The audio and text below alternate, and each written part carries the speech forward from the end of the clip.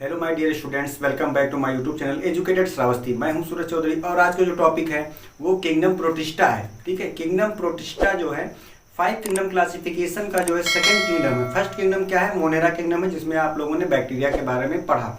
अब हम लोग पढ़ेंगे जो किंगडम प्रोटिस्टा में कौन से एनिमल्स को रखा गया है और किंगडम प्रोटिस्टा को सर्वप्रथम किसने बताया था। ठीक, तो जो किंगडम प्रोटिस्टा होता है उसको जो है सर्वप्रथम E.H. हाइकल, किंगडम प्रोटिस्टा, प्रोटिस्टा शब्द का सबसे पहले उपयोग किसने किया था? E.H. हाइकल एक साइंटिस्ट थे।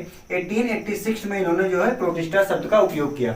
ठीक, तो एक क्वेश्चन ये बन जाता है कि प्रोटिस्टा शब्द को सबसे पहले किसने बताया था, किसने इस शब्द का रचना किया था, किसने इस शब्द को सबसे पहले कहा कि यह प्रोटिस्टा भी कुछ है। तो 1866 में E.H. हाइकल नाम के साइंटिस्ट ने जो है E.H.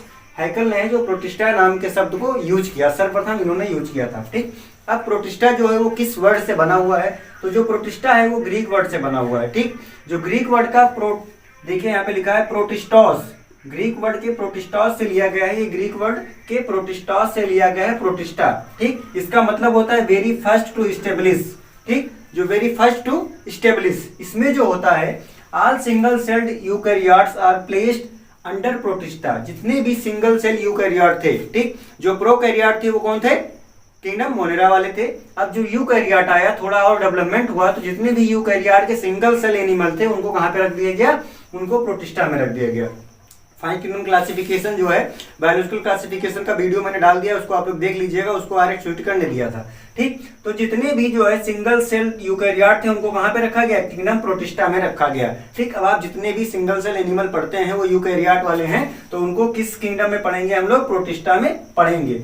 इसके जितने भी एनिमल होते हैं वो नम वाले स्थान पे पाए जाते हैं। जितने भी एनिमल्स होते हैं वो नम वाले स्थान पे पाए जाते हैं, मतलब जितने भी मेंबर होते हैं, जितने भी मेंबर हैं आप किंगडम प्रोटिस्टा कि जितने भी मेंबर हैं वो कहाँ होते हैं? एक्वेटिक होते हैं। ठीक, मतलब मोस्टली ये पानी में पाए जाते हैं या नम वाले स्थानों पे पाए जाते हैं। ठीक, अब एक चीज और है, इसमें क्या होता है, कुछ की तो नेचर कुछ का ऐसा होता है कि ये कुछ तो फोटोसिंथेटिक होते हैं और कुछ जो होते हैं वो डिकम्पोजर्स होते हैं। ठीक है, और कुछ में क्या होता है? प्रोटोजोन्स मींस होलोजोइक नेचर दिखाई देता है। तो इसलिए इस किंगडम को जो है क्लासिफिकेशन का डस्टबिन भी कहा जाता है। ठीक, तो क्लासिफिकेशन का डस्टबिन किस किंगडम को कहा जाता है? तो किंगडम प्रोटिस्टा को कहा जाता है, क्योंकि इसमें कुछ कवक मीन्स फंगस के भी एग्जाम्पल आपको देखने को मिल जाते हैं और कुछ प्लांट के भी एग्जाम्पल देखने को मिल जाते हैं। जो किंगडम प्रोटिस्टा है इसकी कोई बाउंड्री जो है बाउंडेड नहीं है, इसकी कोई बाउंड्री बाउंडेड नहीं है। एनसीईआरटी में भी आपको मिल जाएगा कि किंगडम प्रोटिस्टा के जितने भी एनिमल्स हैं उनकी बाउंड्री कोई बाउंडेड नहीं है। कुछ बायोलॉजिस्ट ने इसको क्या कहा है? कुछ बायोलॉजिस्ट ने इसको जो है फोटोसिंथेटिक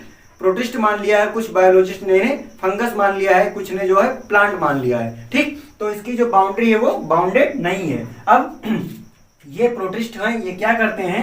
ये फॉर्म करते हैं, एक लिंक बनाते हैं। क्या बनाते हैं? एक लिंक बनाते हैं, कनेक्टिंग लिंक का काम करते हैं। किसके बीच में? प्लांट्स, एनिमल्स और फंगस के बीच में ये क्या करते हैं? एक लिंक का फॉर्मेशन करते हैं। ठीक, cell body contains well defined nucleus. जो कि सेल बॉडी है, सेल बॉडी जो होती है उनके पास क्या होता है? वेल डिफाइंड न्यूक्लियस होता है। उसके पास क्या है? जो सेल बॉडी है उसके पास न्यूक्लियस है, माइटोकॉन्ड्रिया है, गोल्गी बॉडी है, मतलब सब कुछ है इसके पास। तो जो सेल बॉडी है उसको क्या कहे? वेल डिफाइंड न्यूक्लियस उसके पास होता है। और क्या होता है? And other membrane bound organelles, और कुछ इनके पास मेम्ब्रेन बाउंड ऑर्गेनेल्स होते हैं जो लोकोमोशन में हेल्प करते हैं, जैसे फ्लैजिला है और सीलिया है। इनमें जो है लोकोमोशन अलग अलग एनिमल्स में अलग अलग तरीके से होता है। कुछ में फ्लैजिला पाया जाता है, कुछ में सीलिया पाया जाता है, कुछ में स्यूडोपोडिया पाया जाता है। ठीक, तो इसके पास जो सेल बॉडी है उसके पास वेल डिफाइंड न्यूक्लियस होता है, और जो अदर मेम्ब्रेन होते हैं उनके पास मेम्ब्रेन बाउंड ऑर्गेनेल्स होता है, और कुछ अदर मेम्ब्रेन बाउंड ऑर्गेनेल्स होता है जिसको फ्लैजिला कहते हैं या फिर सीलिया कहते हैं। ये लोकोमोशन में हेल्प करता है। अब इनमें रिप्रोडक्शन कैसे होता है? इनमें जो रिप्रोडक्शन होता है वो एसेक्सुअली भी हो जाता है। Asexually means single parent participate करता है, बडिंग हो गया। ठीक है, बडिंग हो गया, इसमें जो है सेक्सुअल में बडिंग आ जाता है या बाइनरी फिजन आ जाता है। ठीक है, तो इन सभी तरीके से स्पोर फॉर्मेशन हो गया। मींस एसेक्सुअल रिप्रोडक्शन भी होता है इसमें और सेक्सुअल रिप्रोडक्शन भी होता है। सेक्सुअल रिप्रोडक्शन में क्या करेंगे? ये सेल को फ्यूज करेंगे और गैमीट का फॉर्मेशन करेंगे। ठीक, तो इसमें जो है रिप्रोडक्शन जो होता है किंगडम मोनेरा में कैसे होता है? सेक्सुअली, एसेक्सुअली और सेक्सुअली रिप्रोडक्शन भी होता है। सेक्सुअली रिप्रोडक्शन होगा सेल फ्यूजन और गैमीट के फॉर्मेशन के दौरान होगा। अब जो इसके एग्जांपल्स हैं वो कौन कौन से हैं? इसके एग्जांपल्स जो हैं वो एक यहाँ पे लिखा हुआ है, क्लाइसोफाइट्स। ठीक है, इसमें जो एग्जांपल है वो क्राइसोफाइट्स है, फिर डायनोफ्लैजेलेट है, फिर यूग्लियोनॉइड्स है, स्लिम मोल्ड है और प्रोटोजोअन्स है। ठीक, अब जो किंगडम प्रोटिस्टा होता है उसको 3 कैटेगरी में बांट देते हैं। कुछ को 3 कैटेगरी में किस तरीके से बांटा गया, नंबर 1 कैटेगरी जो होती है वो फोटोसिंथेटिक प्रोटिस्ट हो जाते हैं। ठीक, जिसमें जो है फोटोसिंथेसिस की प्रोसेस होती है उसको फोटोसिंथेटिक प्रोटिस्ट कहते हैं। जो फोटोसिंथेसिस की प्रोसेस होती है वो किसमें होती है, क्राइसोफाइट्स में होती है और डायनोफ्लैजेलेट में होती है और यूग्लियोनॉइड में होती है। यहाँ के नीचे यहाँ पे मैंने लिख दिया पी, मतलब इनमें क्या होता है, फोटोसिंथेसिस होता है।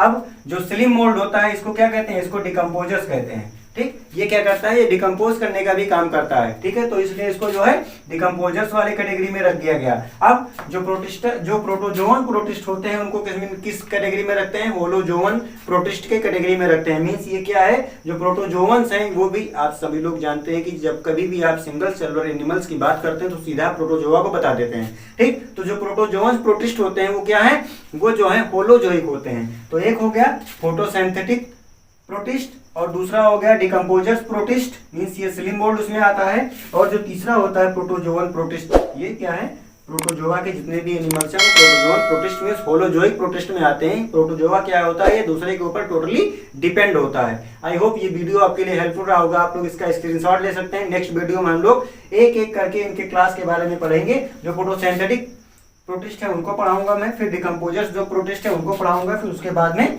जो होलोजोइक प्रोटिस्ट है उनके बारे में मैं बात करूंगा। Thank you.